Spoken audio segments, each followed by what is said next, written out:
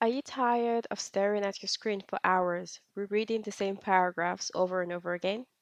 What if Microsoft Word could just read it to you while you sit back and listen? In this quick lesson, I'll show you exactly how to use Read Aloud in Microsoft Word so that you can catch mistakes faster, review documents hands-free, and give your eyes a break. First, open the document you want Word to read for you. At the top of your screen, go to the Review tab, and under the Speech section, click on Read Aloud. Sample text for Read Aloud. Technology has changed the way we read and review information.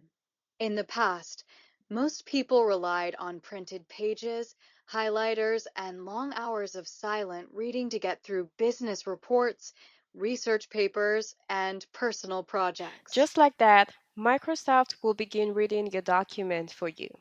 At any point, you can pause the reading or play back the reading.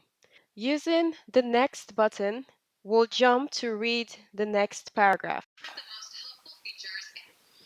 And the Back button will jump back to read the previous paragraph. Using the Settings button, you can adjust the speed by dragging to the right to increase the speed and to the left to reduce the speed. And you can also select if your preference is a male or a female voice. At any point, if you want to start reading from a specific point, just put your cursor on that point and Microsoft Word will begin reading from The that benefit specific goes point. beyond productivity. Now to close the Read Aloud bar completely, just click on the stop symbol on the Read Aloud bar. One more thing I want to show you is how you can use a keyboard shortcut to get to Read Aloud.